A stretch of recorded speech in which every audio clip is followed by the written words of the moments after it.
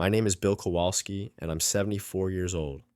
I spent 43 years working the coal mines in western Pennsylvania before my lungs finally gave out and forced me into retirement.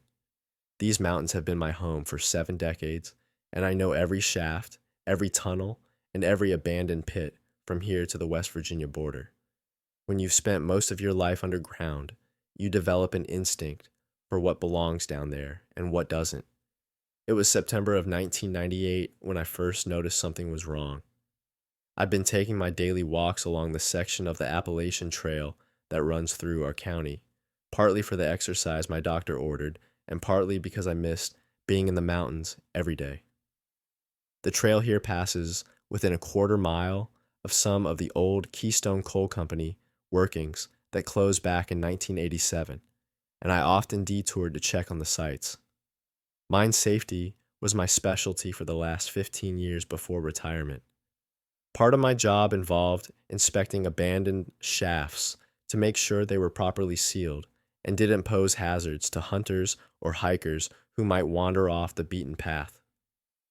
These old mines can be death traps if you don't know what you're looking for. Cave-ins, gas pockets, flooded chambers that have been sitting stagnant for decades. That particular morning, I was checking on the old number 7 shaft when I noticed the seal had been disturbed. Someone had moved the concrete barriers we'd placed across the entrance back in '88. The heavy steel mesh we'd installed behind the concrete was bent back just enough for a man to squeeze through.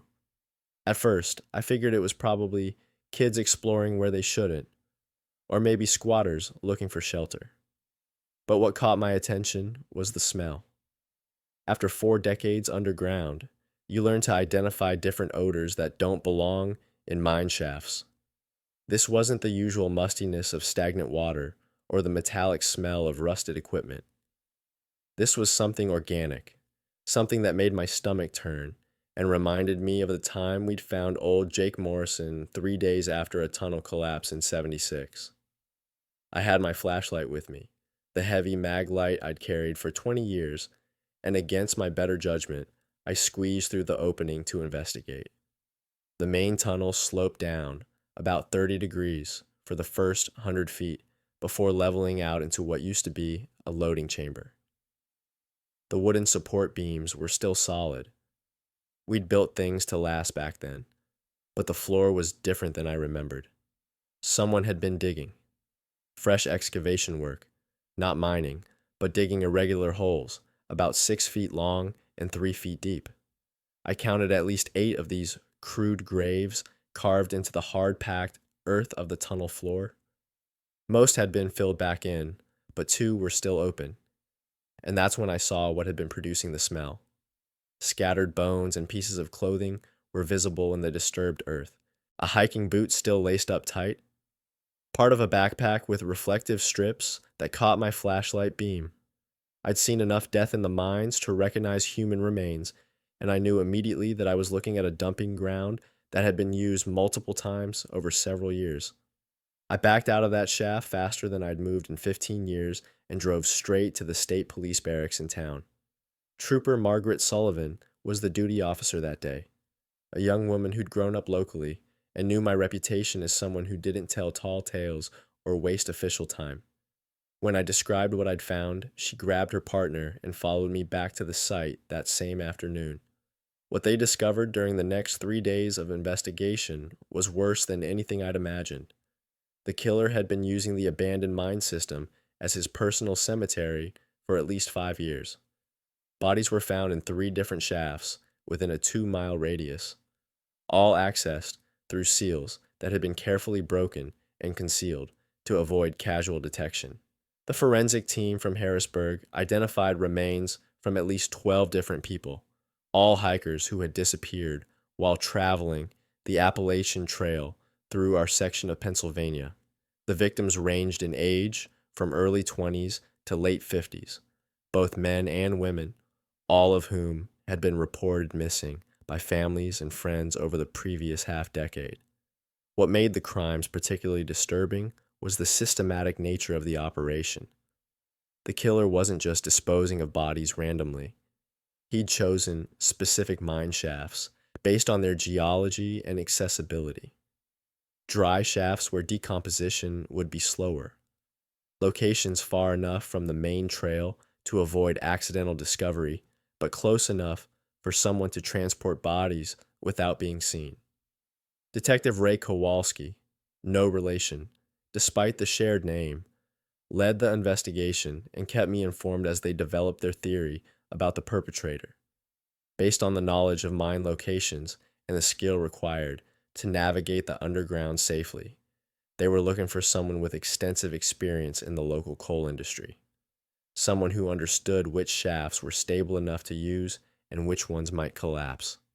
The breakthrough came when they realized that the killer had been modifying the mine seals in a specific way that required welding equipment and knowledge of the original construction methods. That narrowed their suspect list to former mine workers who had access to industrial tools and detailed familiarity with the Keystone Company's closure procedures. Harold Hank Meller was arrested at his home near Johnstown 3 weeks after I discovered the first burial site. He was 52 years old, a former equipment operator who had worked for Keystone until the mines closed and had struggled to find steady employment afterward. His house contained detailed maps of every abandoned mine shaft in the county, along with tools and equipment used to break into the sealed sites. During his confession, Mueller explained that he'd started killing hikers because they represented everything he blamed for the destruction of the coal industry. Outsiders who supported environmental regulations, college-educated people who looked down on miners, government officials who had imposed the safety standards that made mining unprofitable. In his twisted mind, every hiker on the Appalachian Trail was an enemy who deserved to die.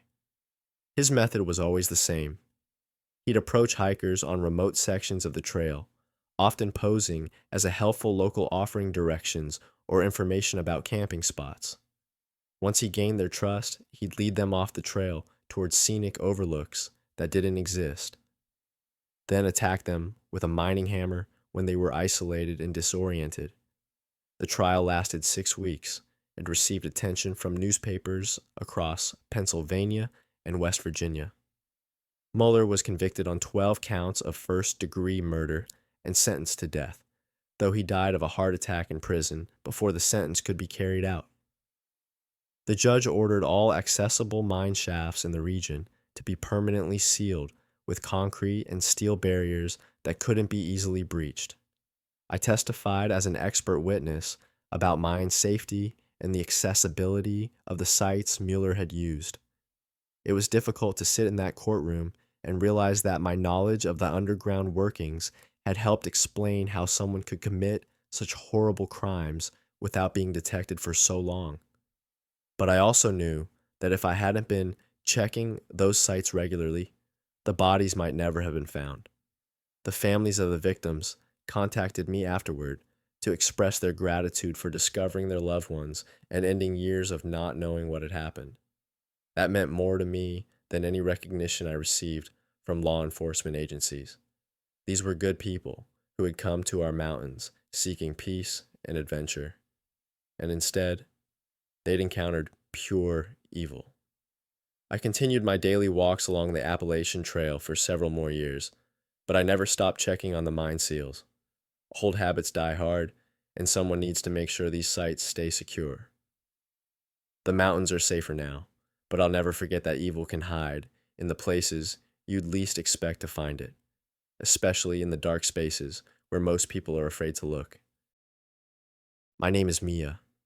I'm 23 years old, and as an environmental studies graduate student at NC State, I've spent more time in the Blue Ridge Mountains than most people spend in their own backyards.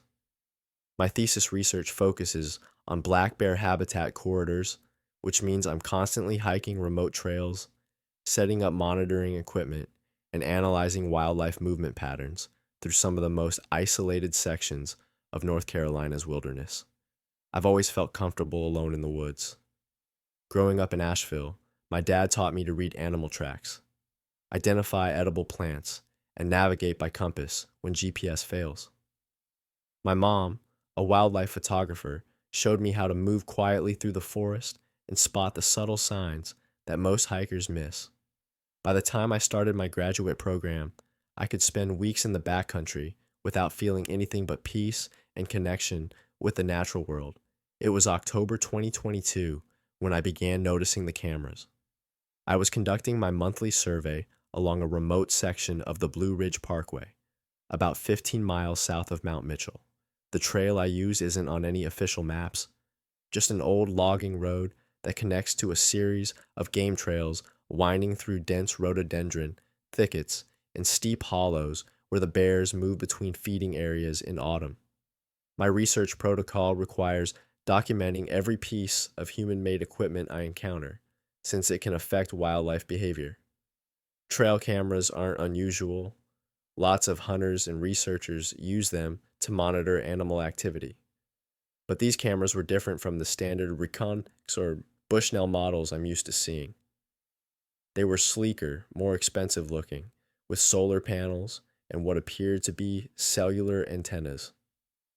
The first one I found was strapped to an oak tree about 6 feet off the ground, angled to capture everything moving along the trail. I checked for permits or research tags, the way you're supposed to when you encounter scientific equipment in the field. Nothing. No university markings, no contact information, no research permit numbers, just a high-end camera system that looked like it cost more than my entire semester's equipment budget. I photographed it with my phone, noted the GPS coordinates, and continued my survey.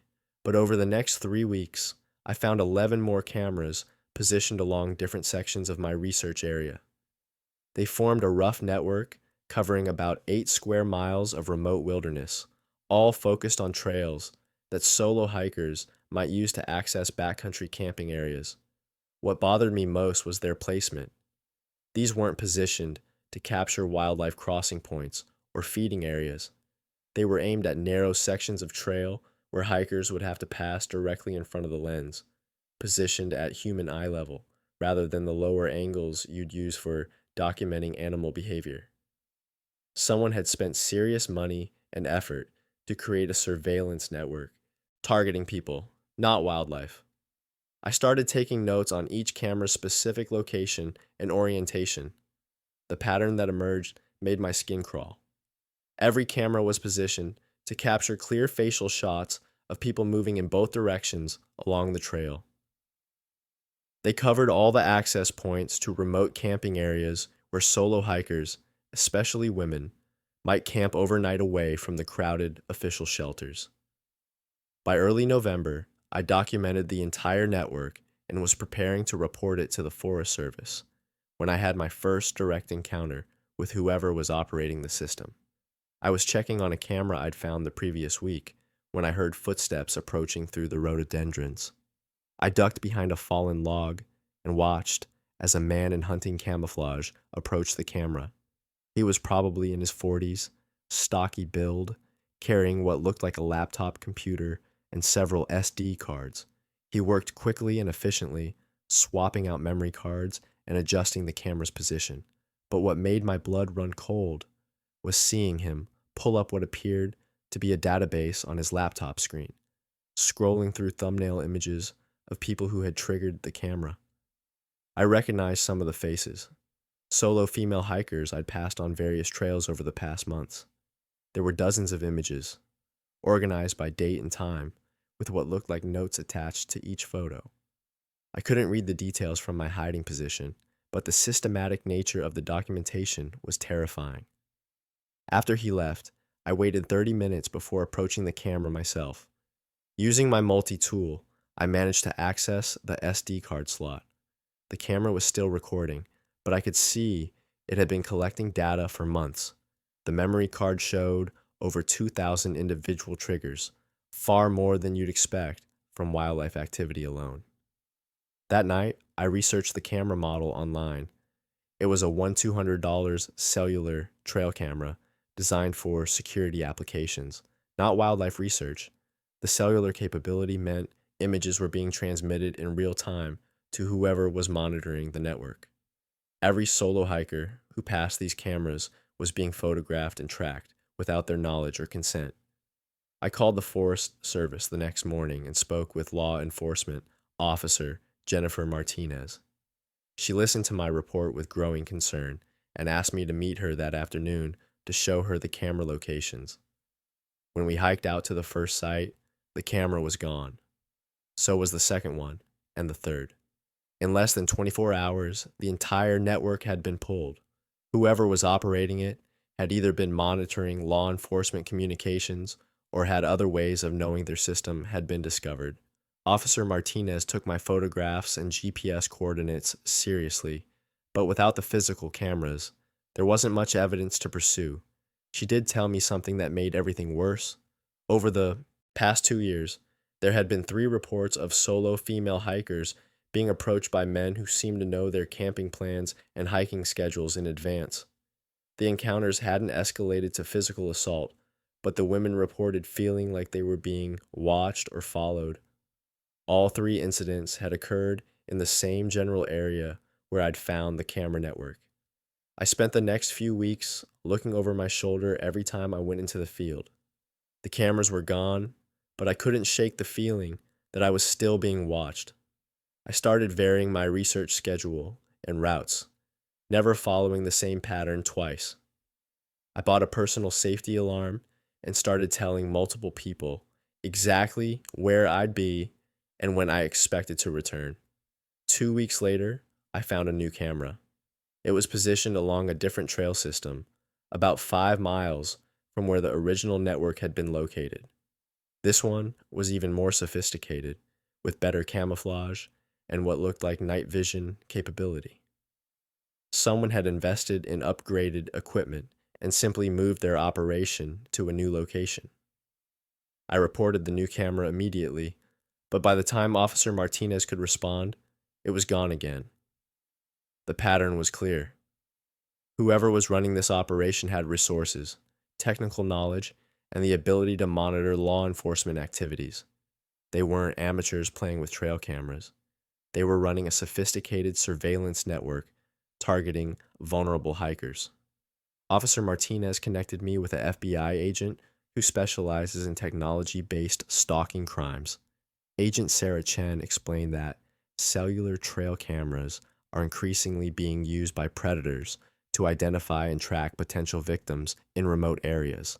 The cameras create a digital dragnet, capturing images of everyone who passes, while the cellular capability allows real-time monitoring from anywhere with internet access. According to Agent Chen, similar networks have been discovered in national forests across the southeast. The operators use the cameras to build databases of potential targets, learning their hiking patterns and preferred camping locations. The information is sometimes sold to other criminals or used to plan physical attacks when victims are most isolated and vulnerable. The investigation is ongoing, but the cameras keep appearing in new locations faster than law enforcement can document and remove them. It's become a game of cat and mouse, with the operators staying one step ahead by using encrypted cellular communications and rapidly relocating their equipment when discovered. I've changed my entire research methodology. I no longer hike alone, never follow predictable schedules, and always inform multiple people of my exact plans. I cover my face when passing through areas where cameras might be hidden and use different trails for entering and exiting research sites. But what disturbs me most is knowing that hundreds of innocent hikers have been photographed and cataloged without their knowledge. Somewhere out there, databases exist containing facial recognition, data, location information, and behavioral patterns for countless people who just wanted to experience the peace and beauty of the mountains. The Blue Ridge Mountains still call to me for my research, but I'll never again feel the simple joy of solitary hiking. Every tree could hide a lens. Every remote trail could be monitored. Every peaceful camping spot could be under surveillance. The wilderness I thought was a refuge from technology and human predation has become another place where privacy doesn't exist and safety is never guaranteed. My name is Samuel Thompson, and I'm 75 years old. I spent 38 years teaching American history at Virginia Commonwealth University before retiring in 1995. My specialty was Civil War history, particularly the lesser known battles and skirmishes that took place in the mountains of southwestern Virginia. These hills hold more secrets than most people realize, and I've walked every battlefield, traced every troop movement, and studied every engagement that occurred in this region between 1861 and 1865. After retirement, I made it my personal mission to hike the entire Virginia section of the Appalachian Trail while researching a book about Confederate units that operated in the area. The trail passes through several locations where significant Civil War events occurred, and I wanted to document how the modern hiking route intersected with historical military movements. It seemed like the perfect way to combine my love of history with the physical activity my doctor recommended. In May of 1997, I was hiking a remote section of the trail near Mount Pleasant, about 20 miles south of Lynchburg. This area saw considerable Confederate activity during the war, including several guerrilla raids and at least 2 major skirmishes that never made it into the official records.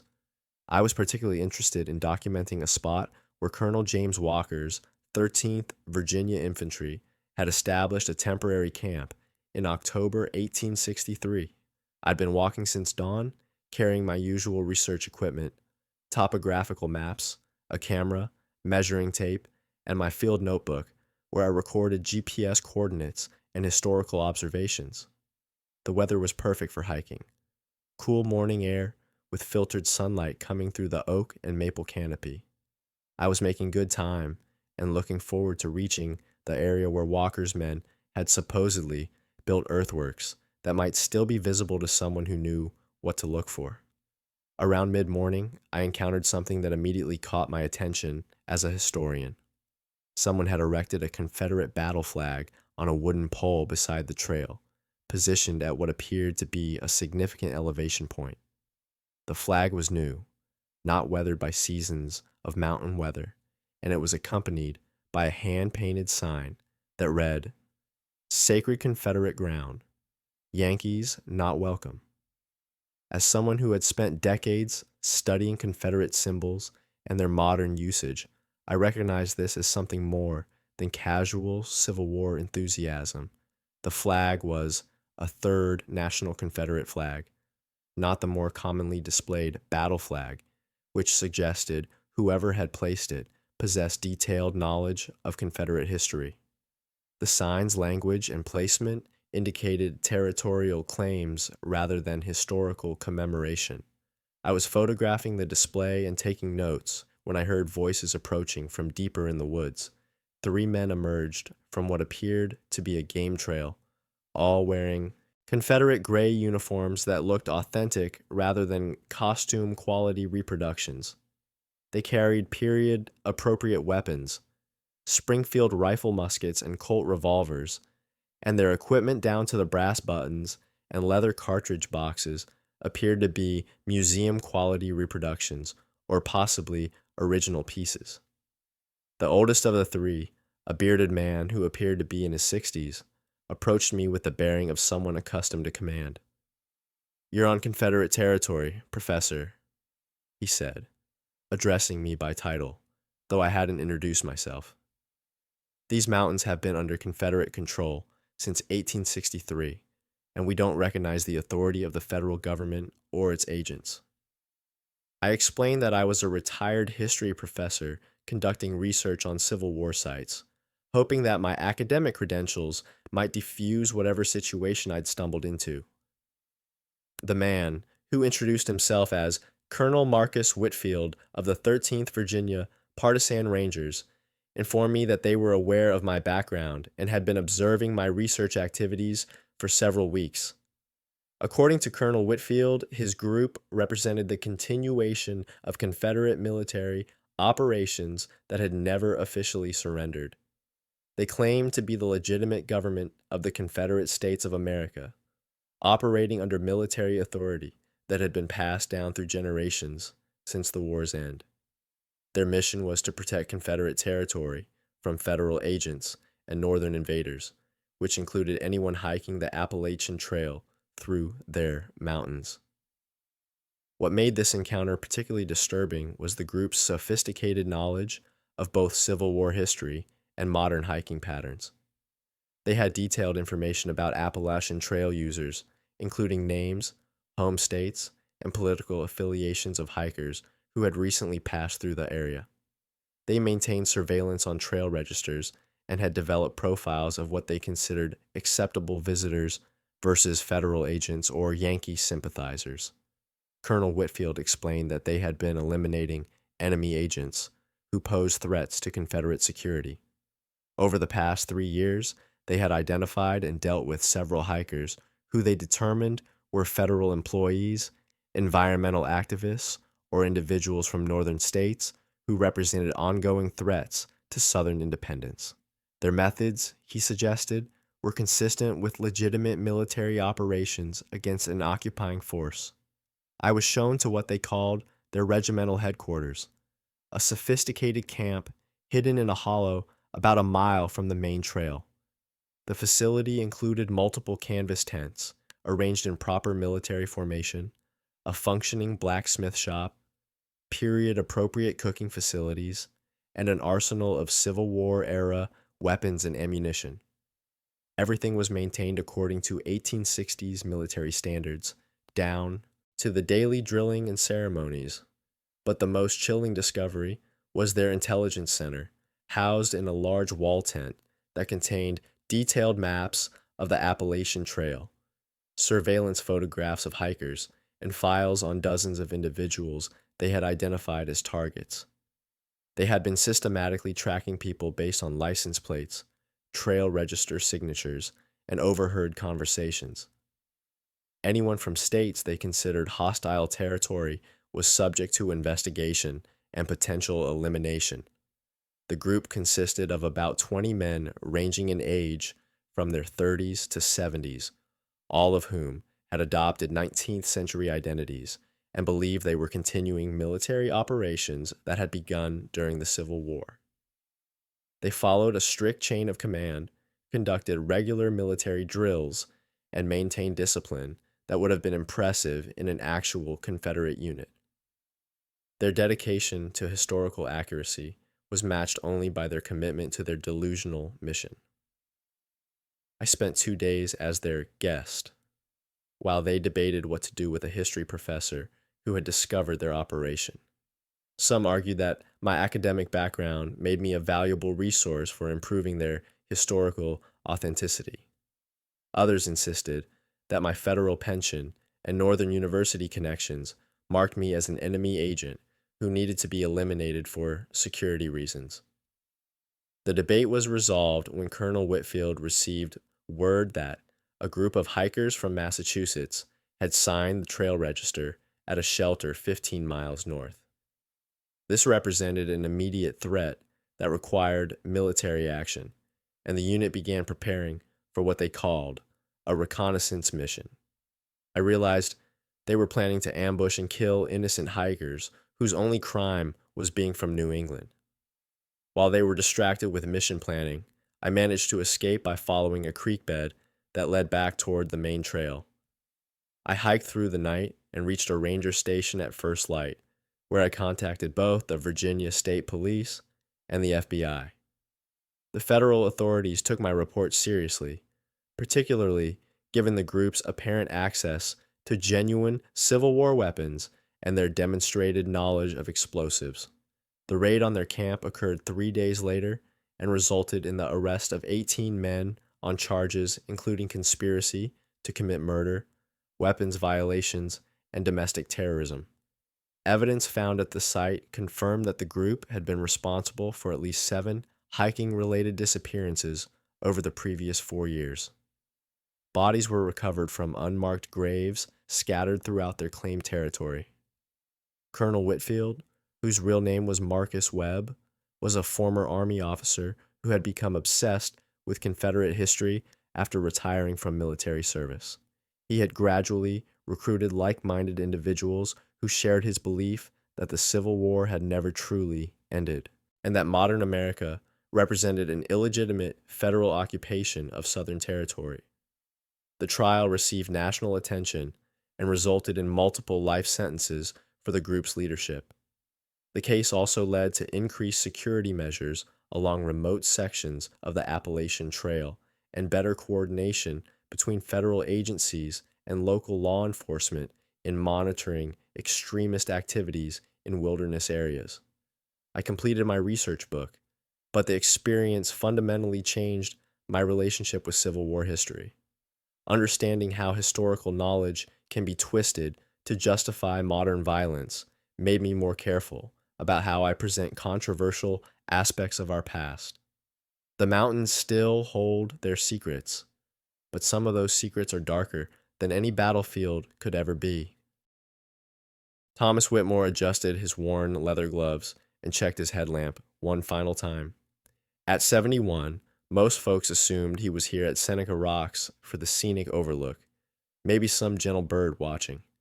They had no idea he was about to descend into the deepest cave system in the West Virginia. "You sure about this, old-timer?" the young park ranger had asked earlier. "That cave's been sealed for 30 years. Thomas had simply smiled and patted the rusty bolt cutters in his pack. What the ranger didn't know, what nobody knew, was that Thomas had been the one to seal it in the first place. The entrance to Hollow Mountain Cave yawned before him like a wound in the earth. Thomas remembered the last time he'd stood here, back in 1994, when he'd been the county's head cave guide. Back then, he'd been dragging concrete blocks and steel mesh, not bolt cutters. He'd told everyone the cave was unstable, a lie that had haunted him for 3 decades. The real reason lay 300 feet below, in the deepest chamber where the limestone gave way to something older, something that predated human understanding. Thomas pulled out a yellowed photograph from his shirt pocket, 5 smiling faces from his final tour group. Only he had made it out. The steel mesh fell away with surprising ease, as if the mountain itself wanted to be opened again. Thomas squeezed through the narrow opening, his arthritic joints protesting against the cold stone. His headlamp cut through absolute darkness, illuminating familiar passages that had haunted his dreams for 30 years. The first 100 feet were exactly as he remembered. Narrow passages that opened into cathedral-sized chambers, walls decorated with flowstone formations that resembled frozen waterfalls. Beautiful and treacherous, just like he'd always told his tour groups. But Thomas wasn't here for the beauty. He was here because of what he'd been hearing at night, echoing through the mountain's hidden channels. The same sounds that had preceded the disaster in 1994. A distant rumbling, like subway trains in a city that had no subway. Rhythmic scraping, as if something enormous was dragging itself through passages too small for its bulk. And worst of all, a sound that might have been singing, if songs could be made of grinding stone and whispered hunger. Thomas paused at the junction he dreaded most, the passage that led down to the deep chamber. His old guidebook called it the Cathedral Room, but Thomas knew its real name. The locals who'd lived here before the Park Service had called it the Sleeping Giant's Belly. They'd been more right than they knew. As Thomas descended deeper, his headlamp began to flicker. Not from dying batteries, he'd checked them twice, but as if something in the darkness was feeding on the light itself. The beam grew dimmer with each step, forcing him to navigate by memory and the faint phosphorescent glow of certain mineral deposits. The temperature dropped 15 degrees in as many feet. Thomas's breath came out in visible puffs, and ice began forming on the cave walls despite the fact that it was mid-July above ground. This was wrong, all wrong. Caves maintain constant temperatures, usually in the 50s. This felt like a meat locker. Then he heard it, the sound that had sent him fleeing 30 years ago, leaving his tour group behind in a moment of cowardice that had defined the rest of his life. A wet sliding noise, like something massive, dragging itself across stone. The sound was coming from below, from the deep chamber, and it was getting closer. Thomas's weathered hands shook as he pulled out the one thing he'd brought that wasn't in his pack 30 years ago. A stick of dynamite with a 30-second fuse. He'd learned a few things about mining in his retirement, mostly from YouTube videos and library books, enough to know how to bring down a cave ceiling. The deep chamber opened before him, and Thomas's failing headlamp revealed what he'd hoped never to see again. The chamber was larger than he remembered, carved not by water, but by something else entirely. The walls were smooth in places, scarred with parallel gouges 20 feet long, and in the center of the chamber, where his headlamp's dying light couldn't quite reach, something breathed. It had been sleeping when his tour group stumbled into its lair in 1994. 5 people, including Thomas, had entered this chamber. Thomas had run when it began to stir, sealing the cave behind him and telling everyone that his group had been killed in a collapse. He'd lived with the guilt ever since. But he'd also lived. The others hadn't been so lucky. Now it was awake, and it was growing restless. The thing that lived in Hollow Mountain had been feeding on cave explorers and lost hikers for decades, maybe centuries. The Appalachian Trail brought fresh victims close enough to its domain, and Thomas had been its unwitting shepherd, guiding tour groups right to its feeding ground. The breathing stopped. In the sudden silence, Thomas could hear his own heartbeat echoing off the chamber walls. Then came a sound like granite grinding against granite, and something began moving in the darkness beyond his light. He couldn't see it clearly. His eyes were too old, his light too dim, but he could sense its size. It filled most of the chamber, something that had grown fat and lazy on decades of human prey. The parallel scars on the walls weren't decorative. They were claw marks, made by something that stood 30 feet tall and had arms longer than school buses. Thomas struck the match with trembling fingers. The tiny flame seemed impossibly bright in the absolute darkness, and in its glow, he finally saw what he'd been running from for 30 years. It was beautiful in the way that avalanches and forest fires are beautiful, terrible and ancient, and completely beyond human comprehension. Its skin was the color of limestone, mottled with patterns that might have been natural camouflage or might have been the remnants of those it had consumed. Eyes like black pools reflected his matchlight, and when it opened its mouth, Thomas saw rows of teeth shaped like stalactites. The creature had been waiting. It remembered him, remembered the guide who had brought it food and then fled. Now he had returned, and it was hungry. Thomas lit the fuse and held the dynamite high. 30 seconds. The creature began moving toward him with surprising grace for something so large, flowing across the uneven chamber floor like water made of stone and malice. 20 seconds. Thomas could smell it now, the scent of deep earth and old bones, of limestone caves and centuries of decay. Its breath was cold against his face, and he could hear smaller sounds coming from within its bulk, as if his tour group from 1994 was still alive somewhere inside it, still trying to scream. 10 seconds. The creature reached out with one massive arm, claws the size of pickaxes extended toward the old cave guide who had escaped it once before. Thomas smiled and thought of the 5 faces in his pocket photograph. 5 seconds. This one's for my tour group, you son of a bitch. The explosion shook Hollow Mountain to its roots. Every seismograph in a 50-mile radius registered the event, and hikers on the Appalachian Trail reported feeling the ground tremble beneath their feet. Park rangers found the cave entrance completely sealed under tons of limestone rubble, with no sign that anyone had been there. They never found Thomas Whitmore's body, though they searched for weeks. The official report listed him as missing, presumed dead in a hiking accident. His neighbors remembered him as a quiet retiree who kept to himself and seemed to carry some old sadness. But the hikers knew better. Word traveled fast along the trail network, passed from shelter to shelter in whispered conversations around campfires. The old cave guide had finally returned to finish what he'd started. The thing that had been hunting along the West Virginia mountains was gone, buried under a mountain of stone. The Appalachian Trail grew quieter after that. Fewer disappearances, fewer reports of strange sounds echoing from deep places. And sometimes, late at night when the wind was just right, hikers claimed they could hear something like singing coming from deep within Hollow Mountain. Not the grinding, hungry song of the creature, but something warmer. Something that sounded like an old man humming as he finally found his peace. Thomas Whitmore had spent 30 years running from his cowardice. In the end, he'd found his courage in the deepest, darkest place on earth. The mountain keeps its secrets now.